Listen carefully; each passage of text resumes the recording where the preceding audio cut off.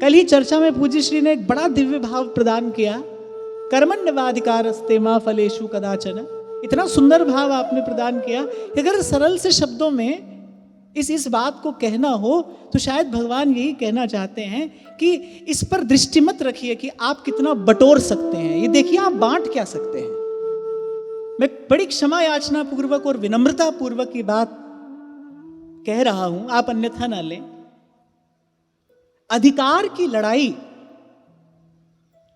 ये हमारे यहां पर अंतिम बात है। आप देखिए, अभी आप महाराष्ट्र के मुख से श्रवण कर रहे थे, समस्त दुर्भावनाओं के बीच में भी भगवान के आश्रम में सद्भाव का दीप जलता रहा। कब तक जलता रहा? युद्ध के पहले तक ही नहीं, युद्ध के अंत तक जलता रहा। समस्त दुर्भावनाओं के बीच में, जैसे सब भांग के पौधों में कोई तुलसी का पौधा होता है ना, ऐसे समस्त दुर्भावनाओं के बीच में भगवान के आश्रय में सद्भावना का दीप जलता रहा। श्री कृष्ण अपनी भगवत्ता छोड़कर, अपनी प्रभुता छोड़कर, प्रेम के बस, भक्त के बस, शांति दूत बनकर जाते हैं। दूत का कार्य भगवान करते हैं। और भगवान कह रहे हैं कि अच्छा तुम 5 गांव दे दो। क्यों? क्योंकि ये क्षत्रिय हैं, ये याचना नहीं कर सकते, भिक्षा इनकी वृत्ति नहीं हो सकती, वो धर्म सम्मत नहीं होगा। केवल 5 गांव तुम दे दो, ये निर्वाह कर लेंगे। मैं बात इसलिए कह रहा हूं कि अधिकार की लड़ाई ये तो हमारे यहां बिल्कुल अंतिम बात है। हमारे यहां सबसे पहली बात तो कर्तव्य का ही पालन है। और अगर ईश्वर है तो फिर उसका कुछ न्याय भी है। अगर ईश्वर है तो फिर उसका कुछ न्याय भी है, उसकी कुछ व्यवस्था भी है। और ईश्वर के होते हुए और उसकी न्याय व्यवस्था होते हुए किसी के साथ भी अन्याय नहीं हो सकता। अगर आपने अपने कर्तव्य का पालन किया है तो आपको अधिकार प्रसाद स्वरूप मिलेगा।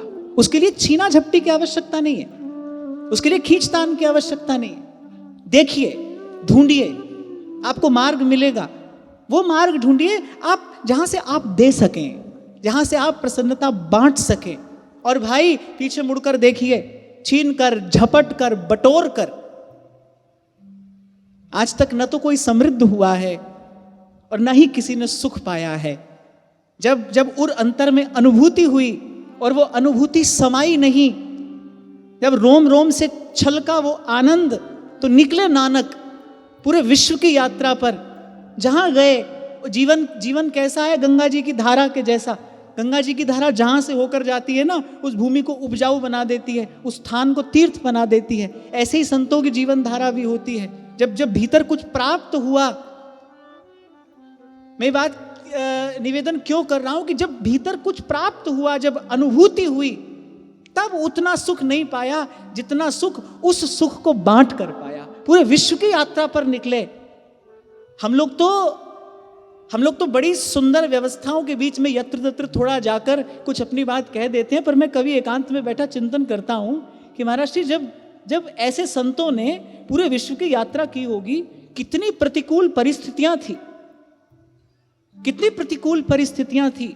साधन का निरंतर अभाव ही नहीं, साधन शून्य, लौकिक दृष्टि से साधन शून्य, लेकिन भीतर कोई आनंद ऐसा था, भीतर कोई उल्लास ऐसा था, भीतर कोई उत्साह ऐसा था कि पूरे विश्व की यात्रा की और गली गली में जाकर गाया, सुख पाया, सुख पाया।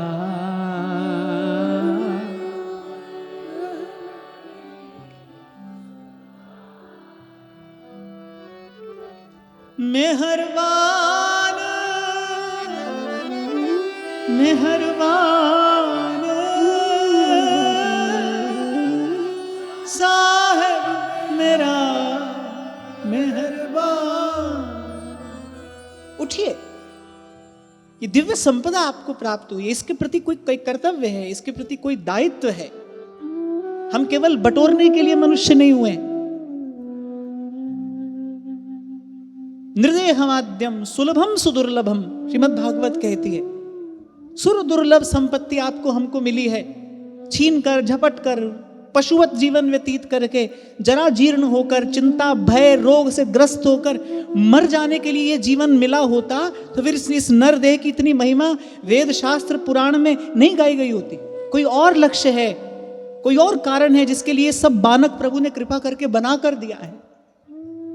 सब कुछ तो है, एक बार दृष्टि डालिए, एक बार देखिए, सब कुछ तो है, क्या नहीं है, किस बात का अभाव है? सब कुछ भगवान ने दिया, सब सुयोग बनाकर दिया है, थाली में रखकर दिया है प्रभु ने। एक बड़े प्यारे संत हुए हैं भीखा साहेब, वो कहते हैं भीखा भूखा कोई नहीं, अरे सबकी गठरी ला। अरे उसने सबकी गांठ में वो अमूल्य रत्न देकर भेजा है। भीखा भूखा कोई नहीं, सबकी गठरी लाल, गांठ खोल देखत नहीं, ताते फिरे कंगाल। बस गांठ खोलकर देखता नहीं, भूखा कोई नहीं, सब बानक भगवान ने बना कर दिया। निर्देह माध्यम सुलभम सुदुर्लभम, और फिर प्लवम सुकल्पम गुरु कर्णधारम। फिर उसके बाद कर्णधार सदगुरु दृढ़ नावा, दुर्लभ साज सुलभ कर पावा। पर इतना हो जाने पर भी जो न तरे भवसागर, नर समाज अस पाई। पुमान भवाब्धिम न तरेत, इतना होने पर भी अगर कल्याण के लिए प्रयास नहीं किया, नहीं उठे उस मोह निद्रा से, नहीं जागे सत्संग में बैठकर, विवेक को ही जागृति कहा है। विवेक संपन्न होना ही जागृत होना है, और बिनु सत्संग विवेक ना हुई। नहीं उठे, इन संतों के चरणों में बैठकर वो विवेक प्राप्ति का साधन पुरुषार्थ नहीं किया, नहीं जागे, और उस श्रेष्ठ वस्तु की प्राप्ति से यदि वंचित रह गए, तो आपको पता है सब पापों में बड़ा पाप आत्महत्या है। सब पापों में बड़ा पाप आत्महत्या है। और भगवान कह रहे हैं जो न तरे भवसागर, नर समाज अस पाय। सो कृत निंदक मूढ़मति, कहा आत्मा हन गति जाए। भगवान वेदव्यास कहते पुमान भवाब्धिम न तरेत, इतना कुछ दिया भगवान ने। मृदेह माध्यम, देखिए अपनी ओर, अपना सा रूप भगवान ने दिया है। ये मनुष्य का शरीर कैसा है, भगवान का सा, अपना सा आकार भगवान ने दिया, अपना सा रूप भगवान ने दिया। वो भूमि जो प्रभु को अतिशय प्रिय है, वो भूमि जो भगवान की क्रीड़ा भूमि है। मैं कई बार निवेदन करता हूं, इस भारत भूमि ने बड़े दुर्दिन देखे हैं। आक्रांताओं ने इसको आक्रांत किया, म्लेच्छों ने इसको अपवित्र करने का प्रयास किया। ऐसे तो बहुत दिन रहे जब इस भूमि पर सुख नहीं था, लेकिन ऐसा एक भी दिन नहीं है आज तक जिस दिन इस भूमि पर कोई संत नहीं था।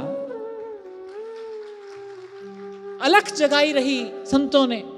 जैसे आपने देखा होगा अखंड धूना होता है ना संतों का, गूगल और लोबान की पवित्र सुवास उससे प्रस्फुटित होती रहती है। ऐसे कितनी भी प्रतिकूल परिस्थितियां रही, बड़े दुर्दिन इस भूमि ने देखे, लेकिन संतों ने वो अलख जगा कर रखी। तो जो भगवान की क्रीड़ा भूमि है, जो भगवान के प्यारे भक्तों की, संतों की, योगियों की, तपस्वियों की, मनस्वियों की भूमि है, उस भूमि पर भगवान ने हमको मनुष्य बनाकर भेजा। उठिए, जागिए, जीवन के प्रति अपना कर्तव्य समझिए, जीवन के प्रति अपने कर्तव्य को जानिए, उसकी प्राप्ति के लिए पहला कदम उठाइए। देखिए प्रसन्नता आपको प्रसाद स्वरूप प्राप्त होगी। छीनिए मत, झपटिए मत। ये हमारी रीति नहीं है, ये पवित्र भारत की परंपरा नहीं है। कभी कभी लगता है कि सब कानून अधिकार की लड़ाई के लिए है। व्यासपीठ इसीलिए विशेष है, व्यासपीठ इसीलिए विलक्षण है, व्यासपीठ इसीलिए पवित्र है। क्यों? क्योंकि उससे बहुत पहले ये उससे बहुत पहले आपको कर्तव्य बोध कराती है। जीवन के प्रति कर्तव्य क्या है, समाज के प्रति कर्तव्य क्या है, राष्ट्र के प्रति कर्तव्य क्या है, इस समस्त अस्तित्व के प्रति कर्तव्य क्या है, कर्तव्य का बोध। और ऐसा बड़ा दृढ़ विश्वास है, मैं पुनः कह रहा हूं, यदि ईश्वर है तो फिर उसकी कोई न्याय व्यवस्था भी है, और ईश्वर और उसकी न्याय व्यवस्था के होते हुए किसी के साथ अन्याय नहीं हो सकता। सबसे पहले तो अपने जीवन से ये अभाव, ये दुर्भाव दूर करिए कि मैंने दिया और मुझे नहीं मिला। ईश्वर के होते ऐसा अन्याय कैसे हो सकता है? मेरे गोस्वामी जी कहते हैं, जगत मजूरी देत है, अरे क्यों राखे भगवान। एक सज्जन व्यक्ति भी पसीना सूखने से पहले पारिश्रमिक दे देता है परिश्रम करने वाले को, भगवान क्यों रखेंगे? अपना हृदय छोटा मत करिए।